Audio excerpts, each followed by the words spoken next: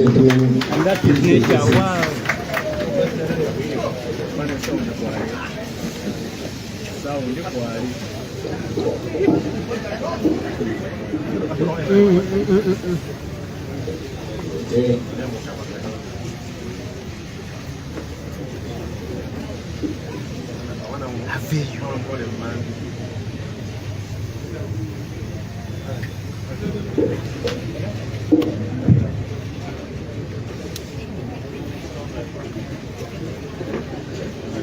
Thank you very much, ladies and gentlemen.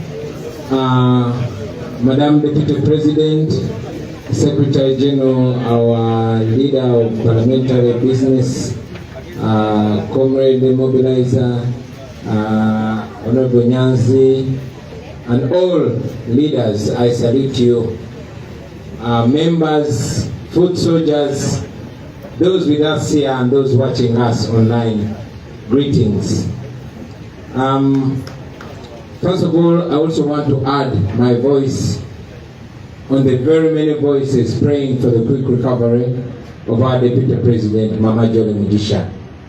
By the grace of God, she's getting better, and we know that soon she'll be fully well.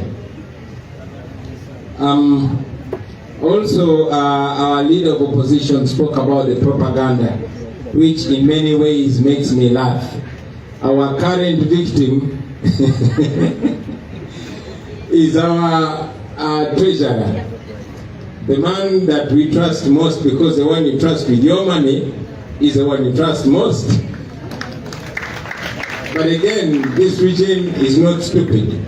They will attack you in your most potent corner. Comrade Katana, nywera erima. Febali batuyiseko n'abawagizi b'ebisiyaga. Bali bagambyeko nti n'omubanda wa Kabaka tayagala Kabaka we. Kati nywera. These people are going to use every other way. Recently, I think most of you remember when they were claiming that the leader of our parliamentary team, kubanga waliwo abali babbye akawumbi akamu million rusanvu, ne bagamba nti ne Honorable Senyonyi. Comrade Nyanzi was also not spared, and many others. So for me, bagamba bugambi munywere gugu batanakubako propaganda bajja. Gladly, we view our comrades by their works, by their fruits. Ladies and gentlemen, I also want to add my voice on the voice of our leader of opposition calling for safety on our roads. Please, please do your part. Drive safely. Don't drink and drive. Don't drive when you're too stressed. Life is precious. Already our roads are death traps. Nobi anateranyo chogerako nti omuntu owabafuda accident olw'oluguudo olubi oyo Museveni amusse. But we know the country that we're living in, and we continue to advise you, ladies and gentlemen, to be safe on our unsafe roads. Today, friends, I want to address a few things, 3 maybe 4. I want to address the remarks made by General Museveni a few days ago. This is an indication of utter shamelessness, and it makes it even more shameless of him to say those words, apparently while honoring a distinguished man like General Aronda Nyakairima, who many believe was killed. He died under suspicious circumstances, but it's upon his honorable memory that General Museveni was shameless enough to tell these blatant lies. Former President Milton Obote described Museveni as a pathological liar, and I agreed with him. Among the many shameless lies, you remember Museveni went on record and wrote it in his 2001 manifesto. He said with open eyes on record that that was his last and final term to run for president. How many years ago is that? more than 20 years, 23 years ago. He is still running for president, and until we kick him out, he's still going to stick on us. The same Museveni, you remember him saying on national TV that he would never want to be president after the age of 75. Now he's way beyond the 80, although he says he's 80. But he doesn't want anybody to remind him about his lies. I hesitate to call him a thief. That's why I limit myself to lying. You remember when the man fundraised money in 2015 for the construction of an NRM tower, and the guy ate the money. I did not say he's a thief. It's you who know the term or name given to people that take money that is not meant for them. So these and many others are indications of Museveni's character, and we are not shocked about that. That's why, as a Christian, when they ask me what I would respond, my first response is to forgive him. Courtesy of age, it was his words when he said after 75, over to tuchagata bulungi. So, tusoke kumusasira. However, although I personally forgive him as a Christian, we must be reminded that as a result of that rigged elections, that election of 2021, Ugandans have continued to suffer with hunger, with starvation, with poverty, with potholes, with corruption. You saw what happened in Chitezi recently. Museveni said that NUP can take him to court about his lies, well knowing that he's under protection of the presidential immunity. Ladies and gentlemen, I have written to Museveni, and in this letter, I put a 23 charge on him.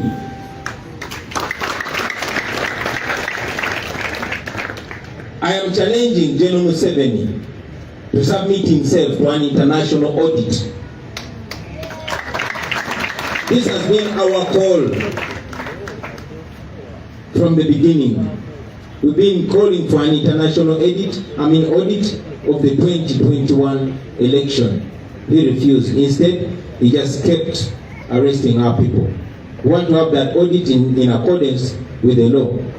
I also challenge General Museveni to cede his presidential immunity to Toronto Court if he's a man. He challenged that, he said, NUP can take me to court. I am taking you to court, Museveni. Put away your immunity. And then say that again. Of course, agenda kusirika because he has nothing to say. But again, this goes further to prove that we know what he did in that election. And if we settle that argument that he has brought up again, then maybe the people of Uganda will get a chance to be led by a president that they realistically elected. So if Museveni is a man, let him take the challenge. And if he cannot, he should keep quiet and swallow his shame. The remarks of General Museveni, ladies and gentlemen, have brought back to question the reason why he went to the bush in 1980. He did not win the election. He was the Katumba Oye of 1980. But after the election, he picked guns, went to the bush after taking power. He did not hand the power to Semogerere, who was a rightful winner. That shows that he was lying, just like he is lying right now. And now that Museveni says that the election was rigged, then why doesn't he disband the Electoral Commission? Why is he still appointing the Abakama, who pretended the rigging of more than 1 million votes? Why did he fire the Abakama? Because he's the one that appointed him. These and many others are questions to Museveni, which I'm almost sure he's going to bury his head in the sand because he thought we cannot answer back to him. Museveni tukutya mwana. We don't fear you. Secondly, ladies and gentlemen, and this is very, very important. You remember that after the 2021 elections, we came out and warned the country that there was a plan to remove presidential elections. Because even if Museveni succeeded in rigging that election, we had completely undressed him. We had completely removed the mask. The world began and continues to view Museveni as the dictator that he is.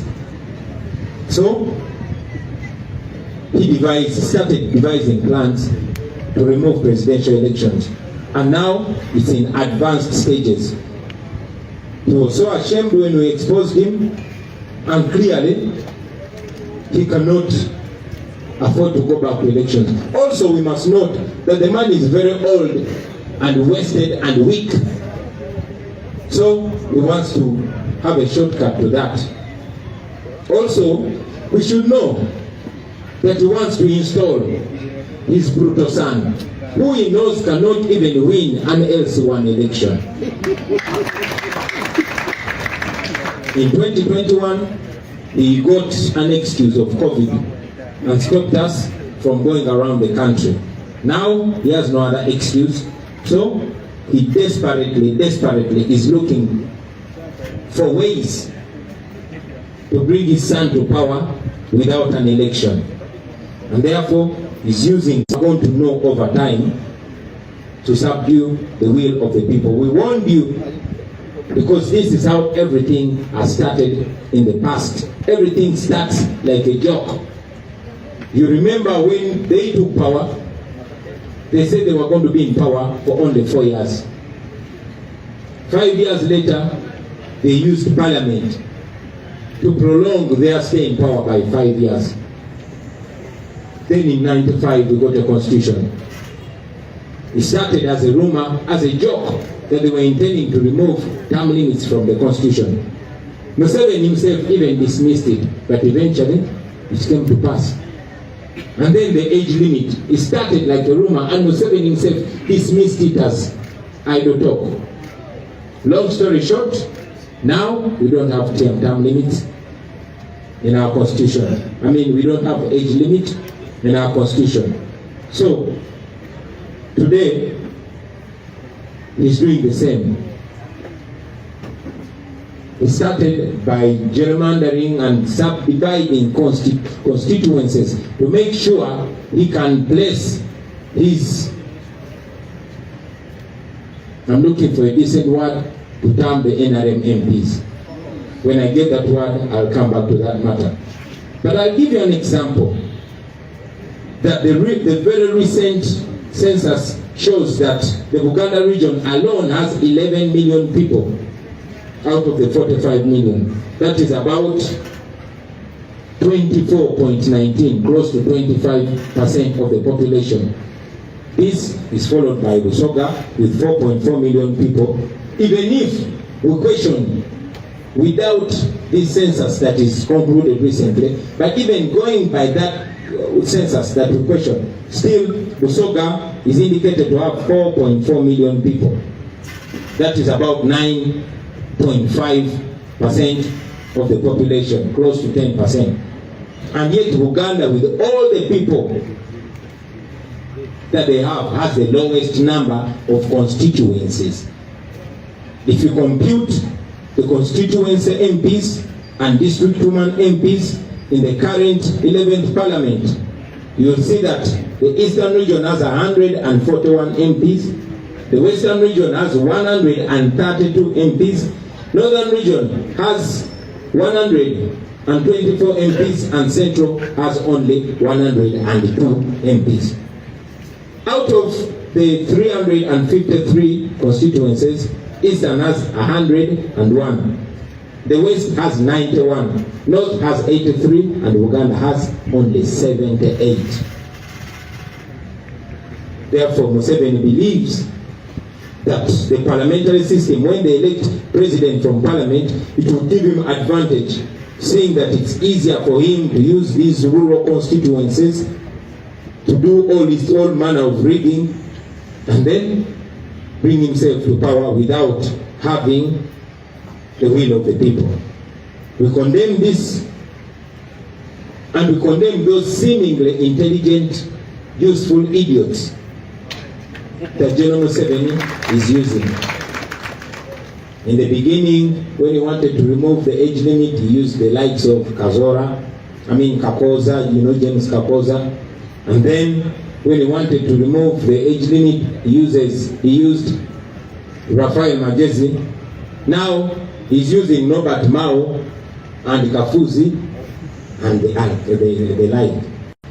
But ultimately, this proposal is intended to hand the country into the hands of Museveni's family.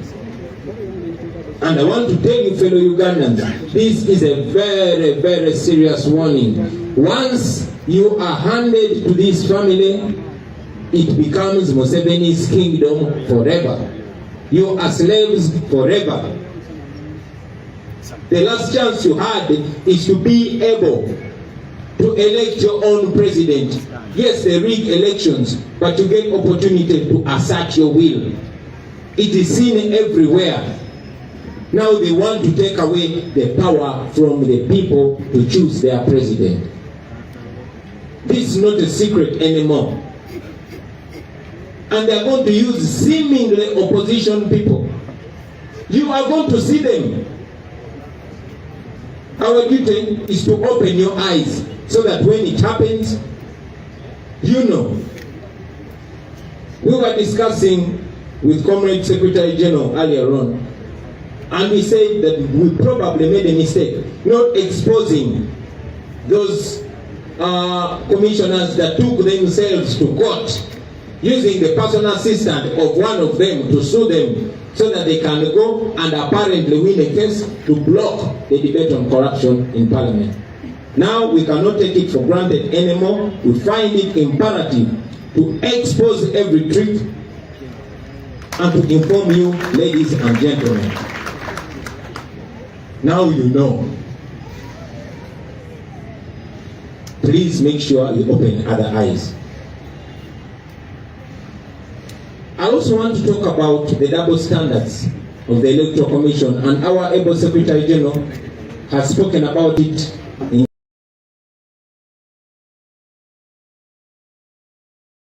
detail. But I cannot help but also add my voice on the same biased Electoral Commission. The same Electoral Commission was very quick to respond to those people, our comrades from FDC trying to start another party in favor of impersonators. You know we are people power.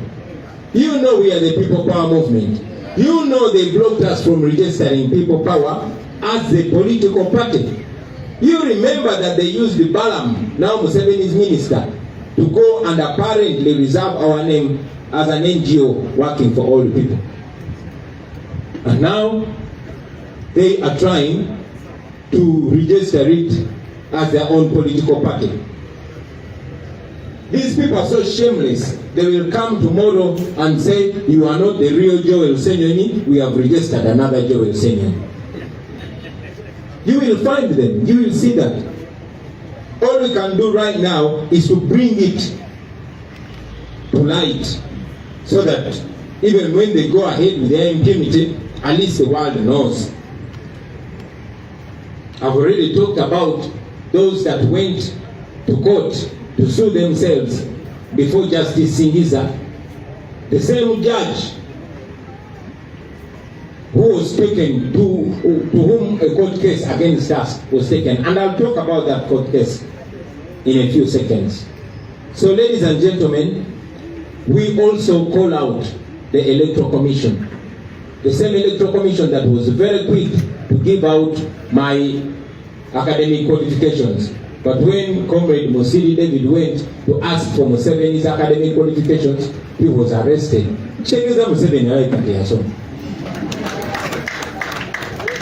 Now, a lawyer called Aaron Kiza asked for details of NRM. The same electoral commission that was very quick to give out our records is refusing to release NRM records.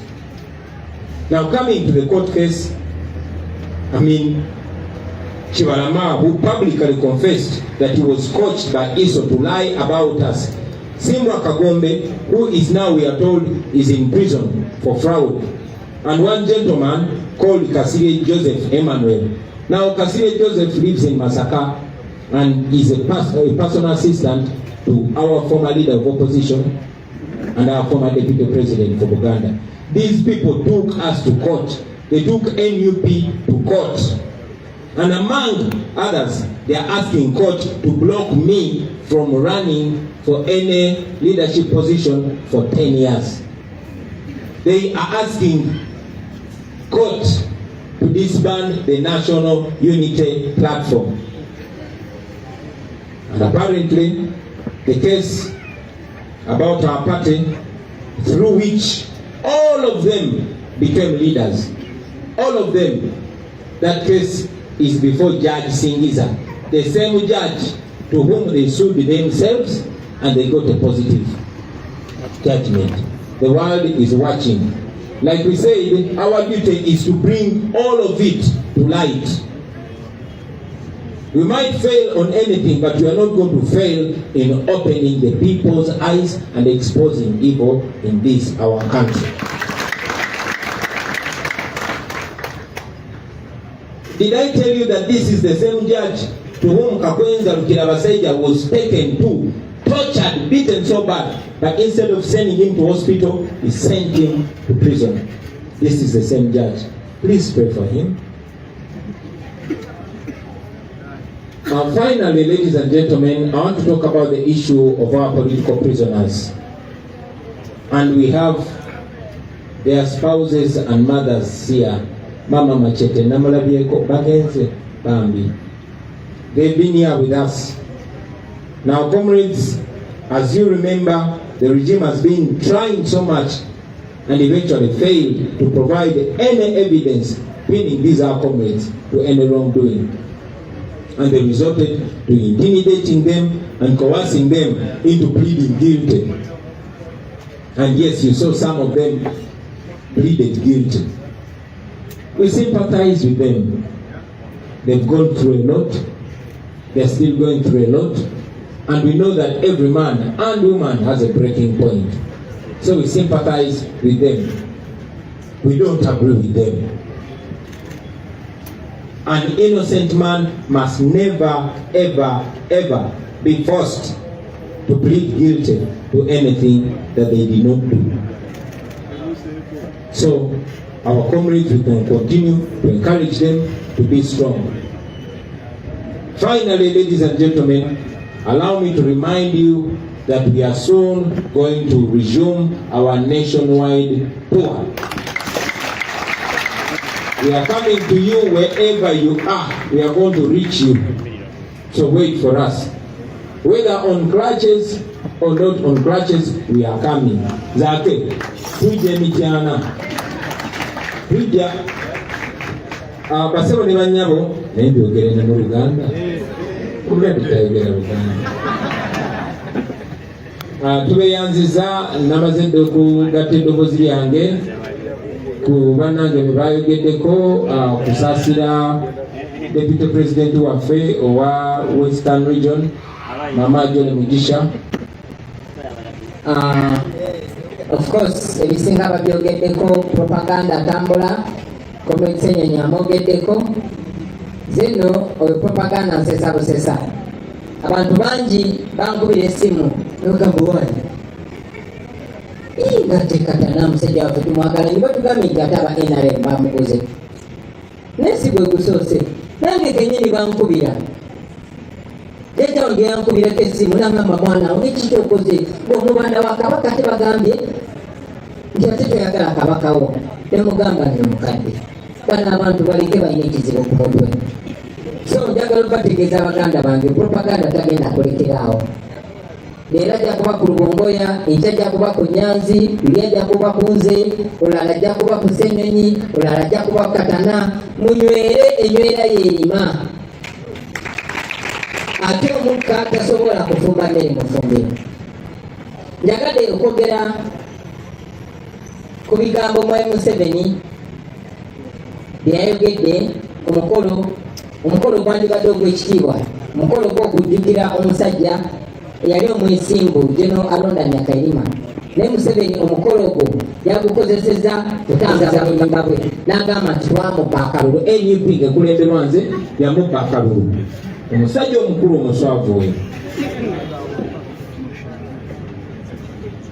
Weewaawo response yange yasoose yabadde yakumusonyiwa, era tumusonyiwa kubanga bakkiriza Mukama waffe Yesu yatugamba tubasonyiwe kubanga tebamanyi kye bakola ki.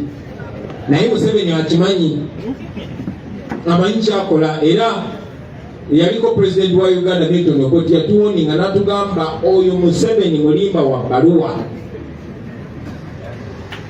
ate nga tukkiriziganya naye kuba alimbe ku buli kimu. Museveni yalimba ensonga eyamutwala mu nsiko okulwana, teri yakubba kalulu. Museveni yalimba manifesto ye ya 21 nti gwe mulundi gwe okusembayo okwesimbawo wayiseyo emyaka 23.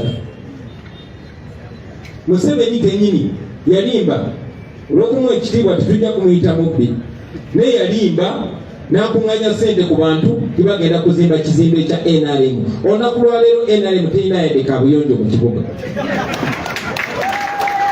sente zonna yaziteekawa, ekyo mukibuuze ye.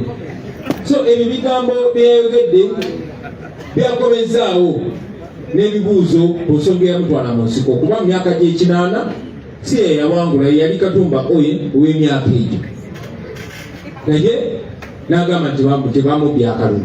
Kati Museveni yagambye nti NUP yamubba akalulu, nti era NUP bwebe yatusomozeza. Museveni muwandikidde omuko gw'ebbaluwa era nga mukyaginze ebikolobero 23.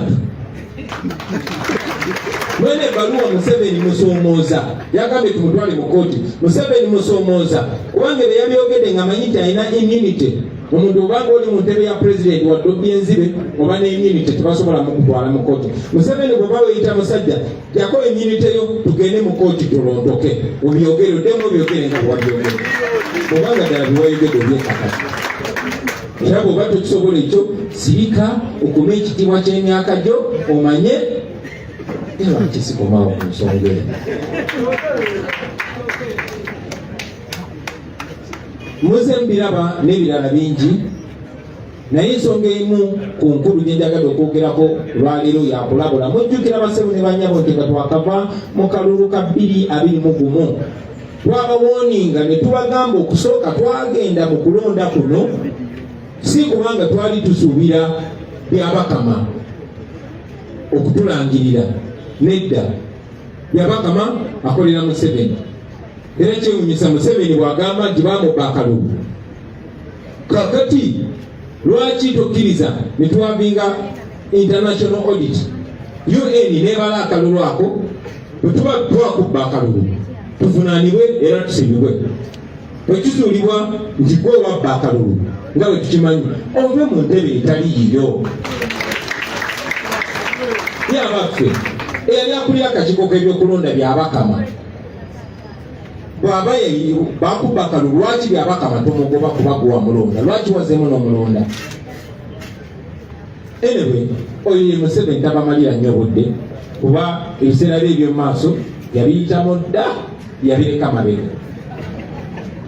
Kati njagala kulabula mmwe bannayuganda naddala abato, twabalabula ne tugamba twagenda mu kalulu kano si kuba twali tusuubira byabakama okutulangirira, naye kubanga twali twagala Museveni okumwambulako kimasi, ekyo twakifuna kuba ensi yonna yonna oluvannyuma lwa 2021 yamanya Museveni kikyali. Naye ate twabalabula ne tubagamba waliwo olukwe olw'okugyawo okulonda nga biringa byakusaaga ne bagayebo bya ataawo oba osusse ajjewo okulonda lwabadde agamba akalulu alina amagye ayinza okugyawo okulonda. Twabagamba Museveni alina pulaani ey'okugyawo okulonda. Okusooka tasobola kufuna bululu, therefore kimutwalira amaanyi mangi n'okusobola kungi okubba obululu. Ekyokubiri emyaka wadagamba 80 naye bazadde bafe abasukka mu 80 bamulaba nga bakyali bato. Kakati mumulaba nti naye kenyini takyesobola. So kimukalubiriza n'ogenda obugenzi okuba kampeni. Naye okusingira ddala Museveni mumumanyi ayagala kukyusa Uganda agifuula obwakabaka bwa Museveni. Ayagala kuzimba bwakabaka bwe ku ttaka eritali lye. So ayagala kuteekako litabani lye eritasobola yadde okuwangula oba LC1. Alabira nti atasobola kusindika mutabani we mu kalulu. Naye bwe tuba tumuwadde Bobiya nga ndigwabavuganya naye. Kakati aho kikyabalina okukola. Ayagala kujjawo byakulonda. So ndi wano okubalabula bassebo ne bannyabo nti byonna bwe biti bwe bitandika. Okujja kukoma ku bisanja bwe biti bwe byatandika. Bajames Kakoza baatandika ng'abeeyogeza ne Museveni n'abyegaana. Naye yamaliriza akyewumyemu omutwe era nga kiyisiza. Okujja ekkomo ku myaka age limit byatandikawo ebiti. Bafaire magezi ne batandika okweyogeza ne basimeyo Nsubuga ate alondamu bwe musinga okunyuma. Naye nagidismissinga n'agamba eyo idle talk. Twamaliriza tutya? Kati olunaku lwaleero ekyennaku akozesa abo be twali tulowooza nti bategeera nnyo bano Batimawo, Bakafuuzi n'abalala. Kitegeeza kyekyo nti bassebo ne bannyabo kino kakati tekikyaliko nti kuteebereza ye pulaani gye baliko. Njagala okubategeeza singa mukkiriza ne babajjako omukisa okwerondera abakulembeze ne babajjako omukisa okwerondera pulezidenti kajja kuba kaweddemu. Museveni okutematema constituencies kye bayita gerrymandering mu luzungu era kigenderedde. Tetukkiriziganya n'eno census eyakaggwa. Ne mwalaba gineno census yabe yennyini okugeza mu Buganda wano yabalaga nti abantu bawo bali ku milioni 11 n'omusobe ebitundu ebisukka 24. Naye Buganda n'abantu bayo abangi yesinga ba MP abatono. Ba MP awamu mu Buganda bali 15. Constituencies ziri 78 nga yesingamu abantu abangi negobererwa Busoga. Ekyakikola kubanga ayagala okukola constituencies nyingi mu byalo eyo byasobola okubbira aleeta ababaka be mu parliament. Ate mmanyi bwagulirira ababaka n'abalaba abatukiikamu nga mwe muli ne close and opposition bo bwe baba bamulondera bwe baba balonda president. Kati gwe kubamu akafaananyi omubbi Nakinku ng'Anita Amongo nga yabalondera president. Banange si byakusaaga. Ekyo bakiyisa kitegeeza Anita Amongo yagenda okwatagana ne babbi banne babalondere president. Ndi wano okubawoninga bassebo ne bannyabo nti mwenenyanga mwekka. Gwali yagamba ebyobufuzi tebinkwatako kasita bayinawo mwena mukitegedde nti ebyobufuzi bye bisalawo ebbeeyi gy'ogula sukaali bye bisalawo ne mu ddwaliro bawaliyo eddagala oba tewali. Kibawoningako kubanga bwe biti bwe bitandika. Era mubeere bagezigezi kuba Museveni singa kino akiyisaawo n'akwata obukulembeze bw'eggwanga n'abutuusa mu famire ye nga bwansikirano giriba gibawonyedde baganda ba ndowoozeza nti kibalabuleko. Ekyamaanyi kye tulina kati kwe kugula abantu amaaso, kwe kujja ebyo n'ebikusike ne tubiteeka mu ttaala ne mubiraba. Mbasaba nammwe mubuuse abalala kubanga kino baakitandise era bwe munaabaleka bajja kiyisaawo. Naye bwe munaalemerako mujja kutaasa eggwanga lyammwe kuba kino kya biseera bya maaso. Nabagambye Museveni ebiseera bye by'omu maaso yabireka mabega. Kaakati ayagala byammwe na by'abaana bammwe na by'abazzukulu bammwe. Njagala okwogera ku nsonga y'Abaganda baffe abali makomera kyannaku nti bakadde baabwe ne bakyala baabwe tubadde nabo naye abamu bagenze nga Maama Machete, Mukyala Kalanzi, Maama Ibula n'abalala. Baganda baffe abamu babatiisatiisa kuba Museveni ne gavumenti oluvannyuma lw'okulaba nga tebalina evidence oba tebalina bujulizi bwonna buyinza kulumika bannaffe basalawo okubatiisatiisa okutiisatiisa famire zaabwe. Era munnanga abamu oluvannyuma lw'okunyigirizibwa n'okumala ebbanga eddene mu kkomera basobola okubagonza ne bakkiriza emisango. Tubasaasira kuba embeera gye babaddemu n'okutulugunyizibwa oba oli abuyinza okubagonza.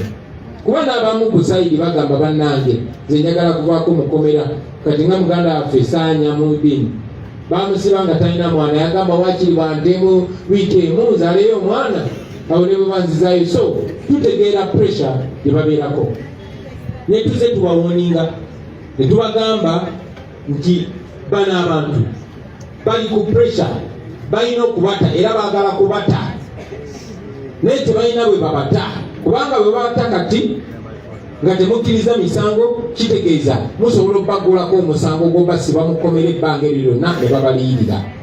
Ekyokubiri mujja kwongera abalala amaanyi.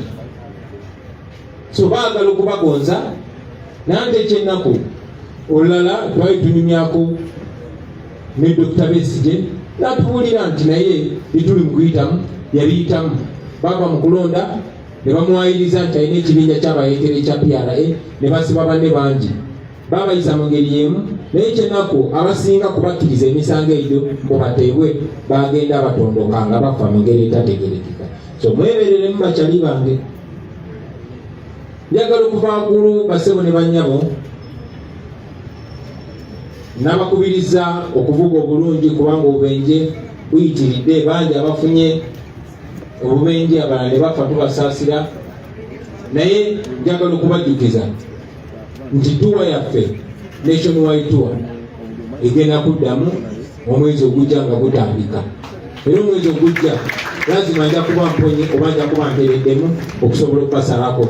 Tugenda kujja Secretary General waffe nga maliriza ddala yayogedde ku nsonga yaabo regimu ya Museveni beekozesa. Mwalabye nti bannaffe abaali aba FDC kati abagezaako okutandika ekibiina ekirala babalemesezza okukitandika.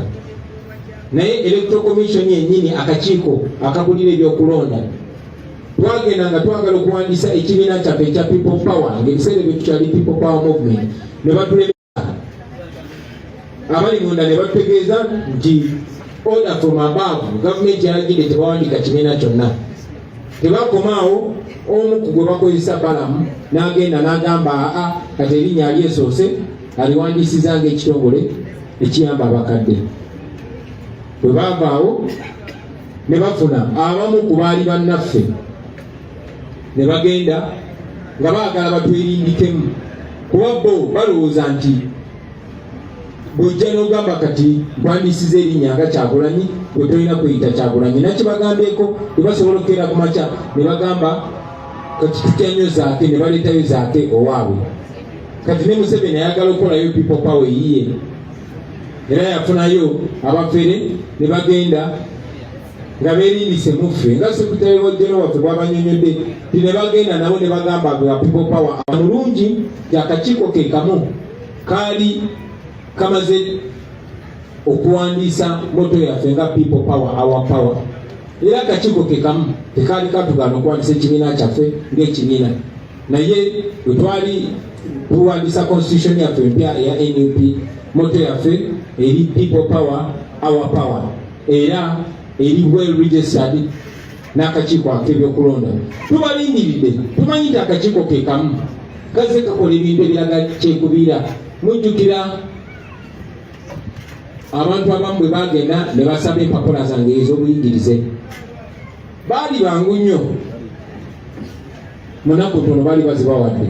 Naye muganda waffe oyo Debiri Musiri yagenda nga asaba ebiwandiiko by'okusoma bya Museveni bamukuba bukubi jjeeke.